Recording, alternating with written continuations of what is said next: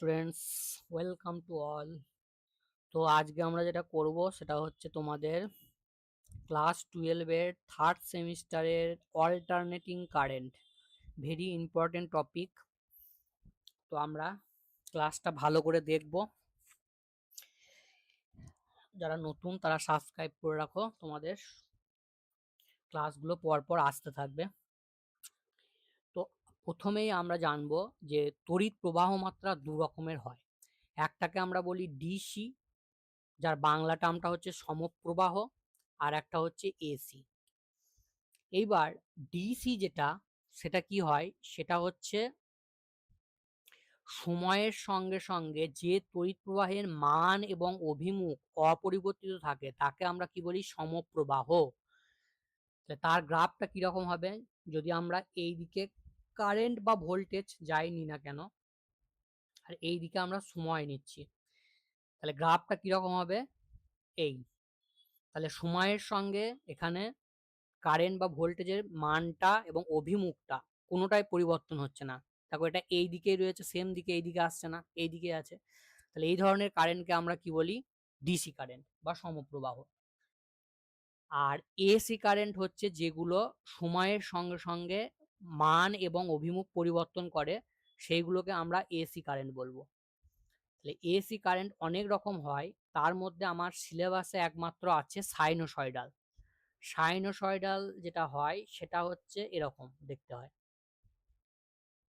তা দেখো মানটা সব জায়গায় সমান নয়। আমরা যদি দেখি এই পয়েন্টে, এই পয়েন্টে, এই পয়েন্টে সব জায়গায় মানটা হচ্ছে কারেন্ট এবং ভোল্টেজের হচ্ছে আলাদা আলাদা।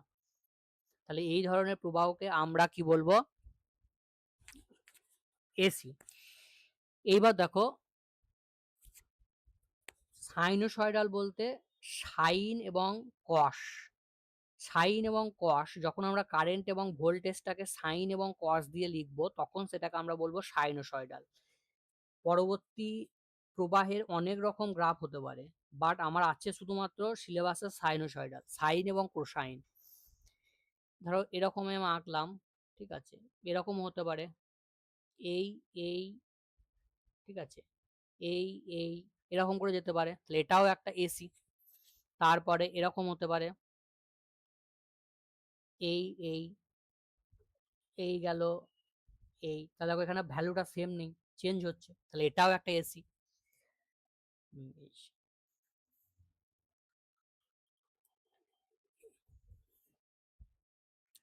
এরপর এই যে সাইনোসয়েডাল ওয়েভ রয়েছে, এই সাইনোসয়েডাল ওয়েভকে আমরা কিভাবে লিখতে পারি, সাইনোসয়েডাল ওয়েভকে আমরা লিখতে পারি সাইন এবং কোসাইন ফাংশন দিয়ে। তাহলে আমি ধরো লিখলাম ই ইকুয়ালস টু, বা ভোল্টেজ তোমরা ভি লিখে অভ্যস্ত, তাহলে ভি দিয়ে লিখি, V equals to V0 sine omega t, এইভাবে লিখতে পারি। ঠিক আছে, তাহলে এখানে যে ওমেগা টি টার্মটা রয়েছে, এইটাকে বলা হয় ফেজ বা দশা, এইটাকে বলা হয় ফেজ বা দশা। বেশ, আর এই যে V0 রয়েছে এটাকে বলা হয় পিক ভ্যালু, বা বাংলায় বলে তোমার সর্বোচ্চ মান, ঠিক আছে, বা শীর্ষ মান। বাংলায় বলে সর্বোচ্চ মান বা শীর্ষ মান।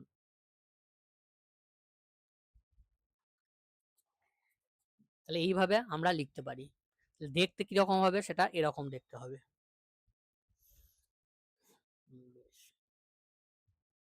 এইবার দেখো আমরা এই এসি কারেন্টটার, আচ্ছা আমি যেগুলো পড়াবো সেগুলো প্রত্যেকটা হচ্ছে পরীক্ষার পারপাস থেকে যে যে জায়গাগুলো ইম্পর্টেন্ট সেইগুলো পড়াবো, কোনো এক্সট্রা আমি যাচ্ছি না এই মুহূর্তে, ঠিক আছে। তো যে যাতে তোমাদের কাছে জিনিসটা আরো সহজ হয়, ঠিক আছে, সহজেই তোমরা ভালো মার্কস নিয়ে আসতে পারো। তাহলে এরপরে যেটা করতে হবে সেটা হচ্ছে গড় মান বের করা, বা এটাকে বলে অ্যাভারেজ ভ্যালু। তাহলে প্রথমে আমরা এসির হচ্ছে একটা ফুল সাইকেল বা কমপ্লিট সাইকেলের জন্য অ্যাভারেজ বের করব, ঠিক আছে। তাহলে আমার এসিটা দেখতে কিরকম হবে, এই এই আমার এটা হচ্ছে কিরকম দেখতে, এই এই, ছবিটা বেঁকে যাচ্ছে, এই হয়েছে। বেশ, তাহলে আমি কি বললাম যে ভোল্টেজটাকে আমি কিভাবে লিখতে পারি, V equals to V zero sine omega t. এইবার এই ভোল্টেজটা আমি একটা পর্যায়কাল বা টাইম পিরিয়ডের মধ্যে তার অ্যাভারেজ ভ্যালুটা আমি বের করতে চাইছি, ঠিক আছে। তাহলে একটা পর্যায়কাল, এক পর্যায়কাল মানে কত, একটা পূর্ণ তরঙ্গ বা ফুল ওয়েভ কমপ্লিট করতে যে টাইমটা লাগে। তাহলে এইখান থেকে গেল, এই গেল, এই গেল, এই গেল, এই এলো, ফিরে এলো, তাহলে এইখান থেকে এতটা হচ্ছে একটা ফুল ওয়েভ। সেইটাকে আমরা কি বলি, টাইম পিরিয়ড, যেটাকে আমরা বা পর্যায়কাল, এটাকে টি দিয়ে, ক্যাপিটাল টি দিয়ে লিখি। তাহলে এর অ্যাভারেজ যখন বের করব তখন এটা হচ্ছে অ্যাভারেজ সাইন। অ্যাভারেজ বের করার নিয়ম হচ্ছে যে ফাংশনটার অ্যাভারেজ বের করছি সেইটার ইন্টিগ্রেশন, তাহলে ভি ডিটি, নিচেতে হচ্ছে টোটাল টাইম। আচ্ছা, রেঞ্জ কত, ফুল সাইকেলে করছি, তাহলে জিরো থেকে টাইম পিরিয়ড, জিরো থেকে টাইম পিরিয়ড। বেশ, তাহলে এইটা কত হবে, এটার ইন্টিগ্রেশন করলে টি হবে, তাহলে 1/t, আর এখানে বসিয়ে দাও ভি জিরো সাইন ওমেগা টি, টি টি, জিরো থেকে টি। তাহলে ভি জিরো কনস্ট্যান্ট বাইরে বেরিয়ে চলে এলো, V zero by t. Sine omega t, এটার ইন্টিগ্রেশন করো, তাহলে সাইন ওমেগা টির ইন্টিগ্রেশন হচ্ছে কস ওমেগা টি, আর নিচেতে ওমেগা টি এর ইন্টিগ্রেশন করলে বাই ওমেগা।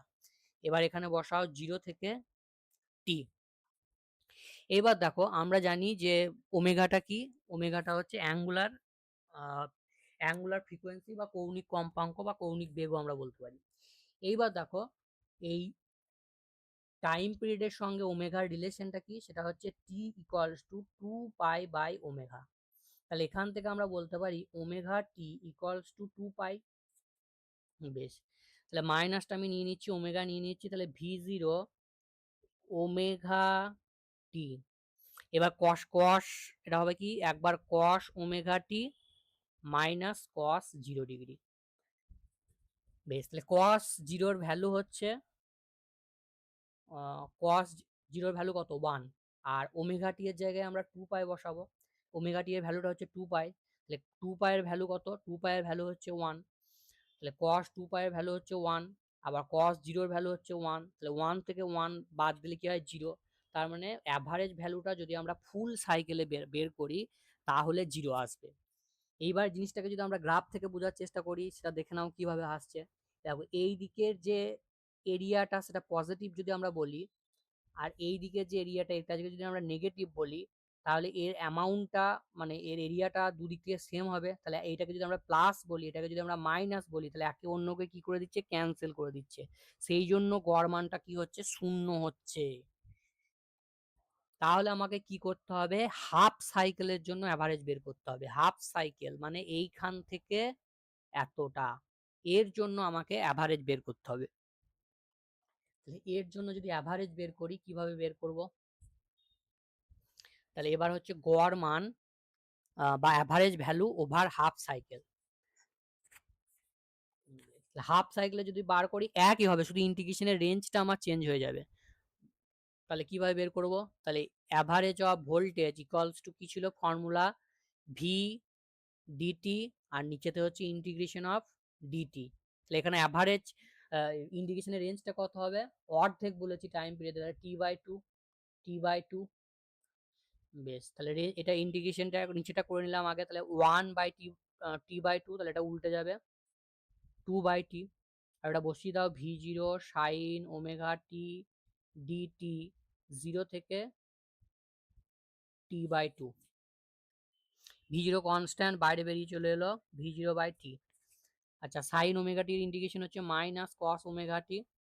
আচ্ছা, রেঞ্জ হচ্ছে 0 থেকে টি/2, মাইনাস আমার বাইরে আচ্ছা এর ইন্ডিকেশন করলে একটা এই ওমেগা টির আর ইন্ডিকেশন হবে, তাহলে একটা ওমেগা আসবে, এখানে একটা ওমেগা বসিয়ে দাও। বেশ, -2v0 ওমেগা টি। এবার রেঞ্জটা বসাও, তাহলে ওমেগা টি/2 মাইনাস কস 0 ডিগ্রি। আচ্ছা, ওমেগা টির ভ্যালু ছিল কত, 2π, তাহলে কস পাই এর ভ্যালু কত, -1, আর এখানে কত, -1, তাহলে -1 কত হয়, -2, তাহলে এখানে চলে এলে হয়ে যাচ্ছে আমার 4v0 omega t, 4v0 omega t. এইবার বলো ওমেগা টি এর ভ্যালু কত? ওমেগা টি এর ভ্যালু হচ্ছে 2 পাই, তাহলে এটা কাটো 2, তাহলে কত হবে 2v0 বাই পাই। তাহলে আমার গড় মানের ভ্যালু বেরিয়ে গেল 2v0 বাই পাই। তাহলে এটা আমরা এরকম বলতে পারি 2 বাই পাই ইন্টু শীর্ষ সমান, v0টা হচ্ছে শীর্ষ মান, তাহলে গড় মানটা হচ্ছে 2 বাই পাই ইন্টু শীর্ষ মান। ভেরি ইম্পর্টেন্ট, এটা পরীক্ষায় আসে গড় মান বের করতে দিতে।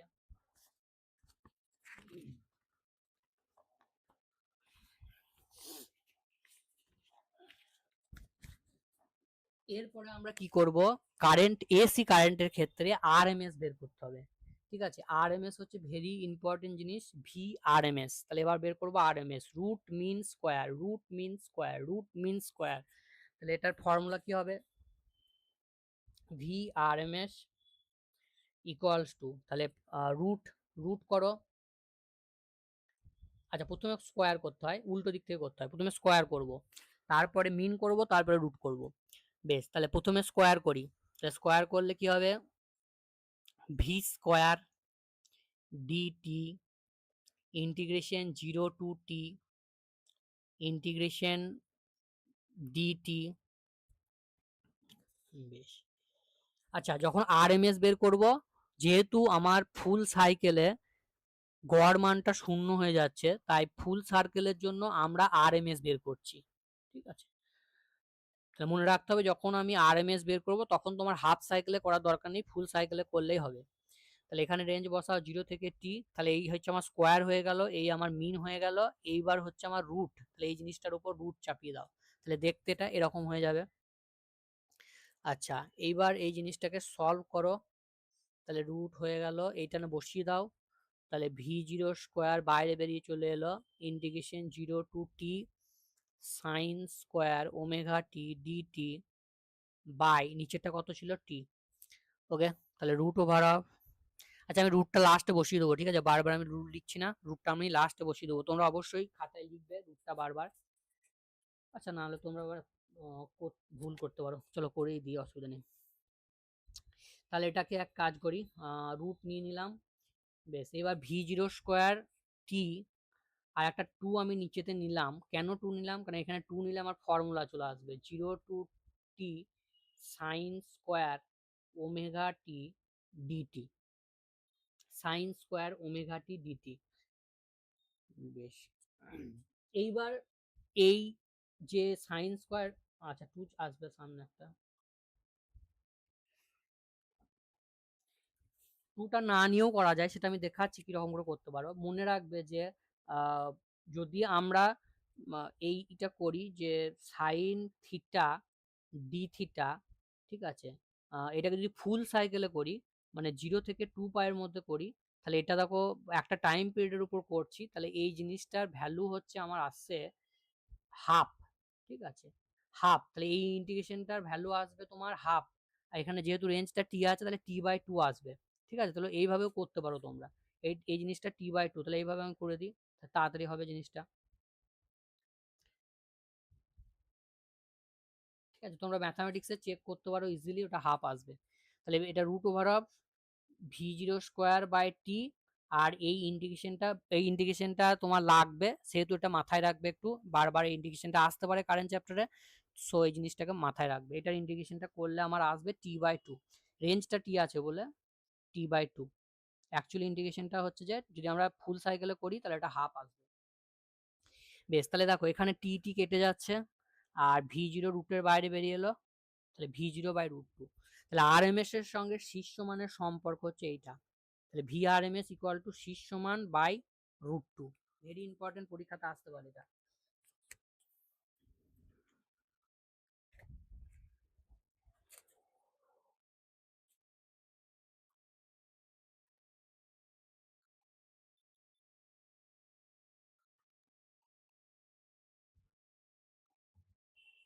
আচ্ছা নেক্সট আমরা যেটা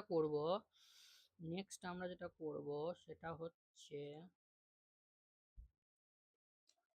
আচ্ছা এই 1/√2, 1/√2 মানে কত বলতো, 1/√2 মানে কত, 1/√2 মানে হচ্ছে 0.707, তাহলে এটা যদি পার্সেন্টেজে বলে তাহলে হবে, এটাকে 100 দিয়ে মাল্টিপ্লাই করো তাহলে 77% অফ পিক ভ্যালু।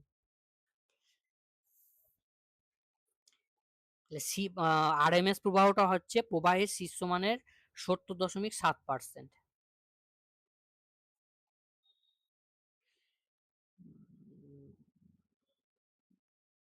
বেশ, এরপরে দেখো আমরা যেটা করব সেটা হচ্ছে আকৃতি গুণাঙ্ক, ইংলিশে এটাকে বলে ফর্ম ফ্যাক্টর। আকৃতি গুণাঙ্ক বা ফর্ম ফ্যাক্টর।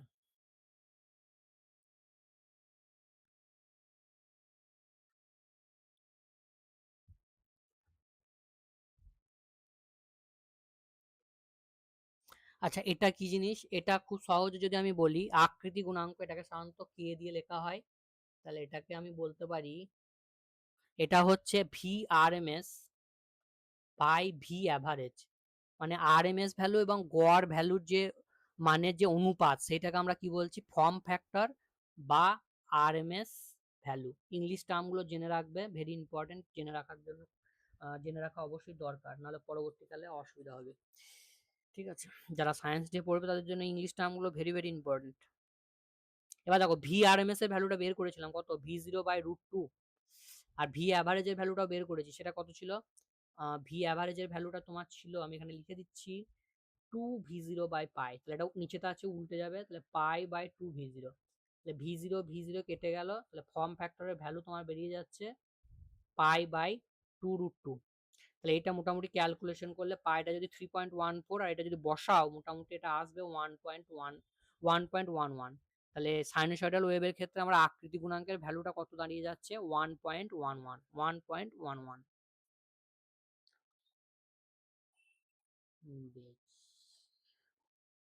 এরপরে একটা কোশ্চেন আছে যে 220 ভোল্ট এসি এবং 220 ভোল্ট ডিসি, এই দুটোর মধ্যে কোনটা বেশি হচ্ছে ক্ষতিকারক, ডেঞ্জারাস? কোনটাতে বেশি শক লাগবে? দেখে তো দুটোই 220 মনে হচ্ছে, বাট এই যে 220টা লেখা আছে এটা হচ্ছে আরএমএস ভ্যালু, এইটা হচ্ছে এসির আরএমএস ভ্যালু। তাহলে এসির আরএমএস ভ্যালু যদি এইটা হয়, তাহলে পিক ভ্যালুটা কত হবে? আমার সম্পর্ক কি? V0/√2। তাহলে পিক ভ্যালুটা হচ্ছে বা শীর্ষমানটা হচ্ছে VRMS/√2। তাহলে VRMS/√2, তাহলে VRMS টা কত তোমার? 220, তার সঙ্গে যদি তুমি √2 গুণ করো তাহলে এটা 311 ভোল্ট আসবে। আর এইটা ডিসিতে কি বলেছি, তার মানটা পরিবর্তিত হবে না, অপরিবর্তিত থাকবে। ডিসিতে সব জায়গায় ভোল্টেজটা তোমার 220 ভোল্ট থাকছে, বাট এসির ক্ষেত্রে যেখানে শীর্ষ মান সেখানে কি হচ্ছে, ভোল্টেজটা 311 ভোল্ট হয়ে যাচ্ছে, মানে অনেক বেশি।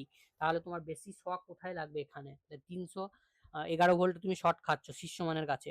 তাহলে সেই জন্য 220 ভোল্ট ডিসি থেকে 220 ভোল্ট এসি হচ্ছে বেশি বিপজ্জনক। গ্রাফটা যদি আমরা বোঝার চেষ্টা করি, এই হচ্ছে আমার শীর্ষমান, এই হচ্ছে আমার শীর্ষমান, এই জায়গাটা হচ্ছে আমার শীর্ষমান। ঠিক আছে, তাহলে এই জায়গায় আমার ভোল্টেজের ভ্যালুটা হচ্ছে 311 ভোল্ট। ঠিক আছে, আর আরএমএস যদি করি এটা, তখন আমার এটা 220 ভোল্ট বলছে। তাহলে এতদিন তোমরা মাধ্যমিকে যেটা পড়ে আসছিলে 220 ভোল্ট 220 ভোল্ট, সেটা আসলে কি? সেটা হচ্ছে যে আরএমএস ভ্যালু।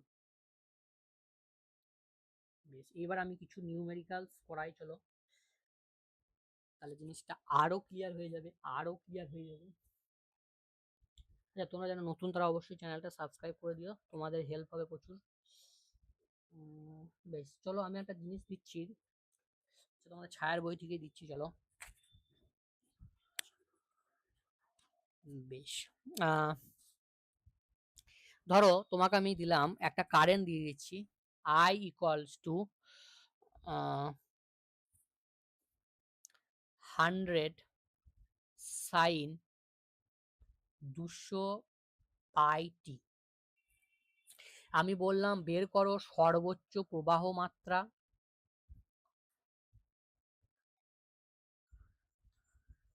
আর হচ্ছে পর্যায়কাল। ভেরি ইজি, ভেরি ইজি, করো। তাহলে এটা কত হবে? সর্বোচ্চ প্রবাহ মাত্রা মানে এইটা। ঠিক আছে, তাহলে এইটা ধরো আমি অ্যাম্পিয়ার এককেই দিলাম। ঠিক আছে, তাহলে সর্বোচ্চ প্রবাহ মাত্রাটা আমার অ্যান্সার কত হয়ে যাবে? 100 অ্যাম্পিয়ার। আর পর্যায়কাল, পর্যায়কাল এই জিনিসটা কি? এই জিনিসটা এটা হচ্ছে ওমেগা, তাহলে ওমেগা সমান কত? 200 পাই। তাহলে টি সমান কত? টি সমান হচ্ছে 2 পাই বাই ওমেগা, তাহলে 2 পাই বাই 200 পাই 200 পাই, পাই কেটে গেল, তাহলে 1/100, 1/100 মানে 0.01 সেকেন্ড। তাহলে পর্যায়কাল কত হবে? 0.01 সেকেন্ড। বেশ, এইবার চলো আর একটা দিচ্ছি। ইলেকট্রিক মেনের ভোল্টেজটা আমি তোমাকে বলে দিয়েছি, 200 ভোল্ট, 200 ভোল্ট, 200 ভোল্ট আর 50 হার্জ। এখান থেকে তোমাকে বললাম তাৎক্ষণিক ভোল্টেজের রাশিমালাটি লেখো।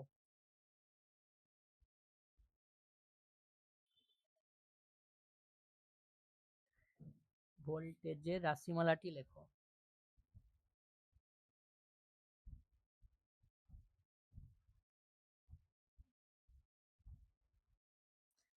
তাহলে কিভাবে করবে? কিভাবে করবে বলো, কিভাবে করবে? বেশ, আমরা জানি যে তাৎক্ষণিক আমরা যেটা লিখলাম V equals to V0 sine omega T, এখানে ভিটা হচ্ছে তাৎক্ষণিক ভোল্টেজ। তাহলে এইটার রাশিমালাটা তোমাকে বের করতে বলেছে। আচ্ছা, আমি আগেই বললাম যেটা রেটিং লেখা থাকবে সেটা কি দেওয়া থাকে? RMS। তাহলে 220টা কি? RMS। তাহলে পিক ভ্যালুটা কত হবে? RMS into √2। ব্যাস, পিক ভ্যালু বেরিয়ে গেছে। আর ওমেগা এইটা যেটা দেওয়া আছে এটা হচ্ছে লিনিয়ার ফ্রিকোয়েন্সি, ঠিক আছে? লিনিয়ার ফ্রিকোয়েন্সি কম্পাঙ্ক, রৈখিক কম্পাঙ্ক দেওয়া আছে। তাহলে ওমেগার সঙ্গে লিনিয়ার ফ্রিকোয়েন্সি রিলেশন কি? ওমেগা সমান 2πf। তাহলে এখান থেকে এফ ওমেগা সমান হচ্ছে 2πf। আচ্ছা, এটা দেওয়া আছে কি? এটা হচ্ছে যে 50। তাহলে বসিয়ে দাও। তাহলে 50 দুগুণে 100 পাই।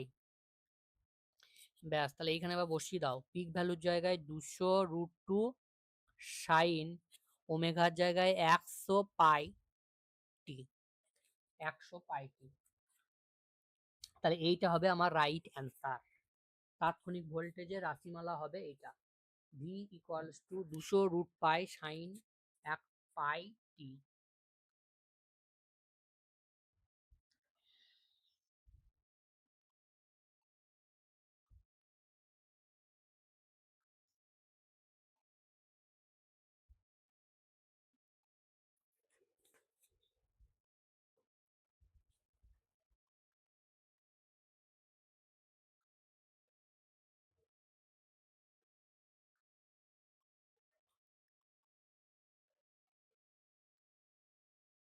আচ্ছা, আমাদের এসি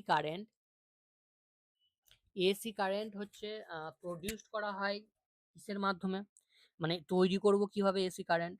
সেটা হচ্ছে কি ডায়ানামো। আমরা মাধ্যমিকে পড়ে এসেছি যে ডায়ানামো দ্বারা যান্ত্রিক শক্তিকে তড়িৎ শক্তিতে রূপান্তর করতে পারি আমরা। বেশ, এইবার দেখো, ওই ম্যাগনেটিক চ্যাপ্টারে তোমরা পড়েছিলে যে এই সমীকরণটা পড়েছিলে নাকি? দেখো যে ই ইকুয়ালস টু, এখানে ইটা ভোল্টেজ, ঠিক আছে? ইটা তড়িৎচালক বল, মানে ওই ভোল্টেজের মতোই। তাহলে আমি কোনো জায়গায় ই লিখতে পারি আর কোনো জায়গায় ভি লিখতে পারি, ঠিক আছে? একই জিনিস ধরে নেবে, ওটা যেন গন্ডগোল না হয়। তাহলে ওখানে একটা সমীকরণ ছিল যে E equals to B omega B A N sine omega T, এই একটা সমীকরণ ছিল। তাহলে দেখো এই যে জিনিসটা রয়েছে এইটাকে আমি E0 দিয়ে লিখতে পারি, ঠিক আছে? আচ্ছা, এগুলো কি কি? এইটা হচ্ছে ডায়নামোতে কি হয়, এরকম দুটো ম্যাগনেট থাকে, একটা নর্থ পোল একটা সাউথ পোল, আর মাঝে কি হয়, একটা এরকম আর্মেচার রাখা হয়। তো সেই আর্মেচারটা ঘোরানো হয়, তাই তো? তাহলে এইটা হচ্ছে আর্মেচারটার কৌণিক বেগ, বিটা হচ্ছে চৌম্বক ক্ষেত্রের মান, এটা হচ্ছে এই যে কুণ্ডলীটা রয়েছে তার ক্ষেত্রফলের মান, আর এনটা হচ্ছে এই আর্মেচার বা কুণ্ডলীতে টোটাল নাম্বার অফ টার্নস বা মোট পাক সংখ্যা। তাহলে এখান থেকে তোমার বলতে পারি যে তড়িৎ প্রবাহের যে ভোল্টেজের বা তড়িৎচালক বলের শীর্ষমান কার কার উপর নির্ভর করে? তাহলে কার কার উপর নির্ভর করবে? ওমেগার উপর, বি এর উপর, এ এর উপর আর এন এর উপর। এই কোশ্চেনটাও আসতে পারে। বেশ, এইবার যদি তোমাকে বলে কারেন্ট, তাহলে কি করবে? এটাকে রোধ দিয়ে জাস্ট ভাগ করে দাও। তাহলে ভাগ করে দিলে E0/R। তাহলে E0/R, তাহলে কারেন্ট এইটাকে আমরা কি লিখতে পারি? I0 লিখতে পারি। তাহলে কারেন্টের পিক ভ্যালু যদি বলে, কারেন্টের সর্বোচ্চ মান যদি বলে, শীর্ষ মান যদি বলে, সেটা কার উপর ডিপেন্ড করবে? ওমেগা BAN আর তার সঙ্গে এই যে কুণ্ডলীটা রয়েছে তার রোধের উপর। এই কোশ্চেনটাও তোমাদের দিতে পারে। আচ্ছা, এইবার কোনো জায়গায় দেখবে এরকম করে লেখা থাকবে E=E0 sin omega t plus phi. তাহলে তখন এই পুরো জিনিসটাকে আমরা কি বলছি? ফেজ বা দশা। আর এই ফাই যেটা লিখলাম এটা হচ্ছে, টিটা যদি আমরা 0 বসাই, তাহলে দেখো টিটা যদি 0 বসাই তাহলে সাইন ফাই দাঁড়িয়ে যাচ্ছে। তাহলে ফাইটা হচ্ছে আমার ইনিশিয়াল ফেজ বা প্রারম্ভিক দশা। এটাকে বলে প্রারম্ভিক দশা। প্রারম্ভিক দশা মানে কুণ্ডলীটা কোথা থেকে শুরু করেছে, T=0 মানে প্রাথমিক অবস্থায়, সেইটা হচ্ছে ডিফাইন করে এই ফাইটা। ক্লিয়ার? এর বাইরে তোমার কিছু আসবে না, যা আসার সমস্ত কিছু আমি বলে দিলাম এখান থেকে। আচ্ছা, আর এসি সাইনকে কিভাবে লেখা হয়? যখন আমরা সার্কিটে ড্র করব বা বর্তনীতে, তখন এসি কে আমরা এইভাবে ডিনোট করব। তা আজকের ক্লাসটা এতটাই পর্যন্তই থাকছে। পরের দিন আমরা দেখব পিওর আর সার্কিট, পিওর এল সার্কিট, পিওর সি সার্কিট। তো পরের দিনের ক্লাসটা মিস করো না, তোমরা ঝটাপট দেখে নাও।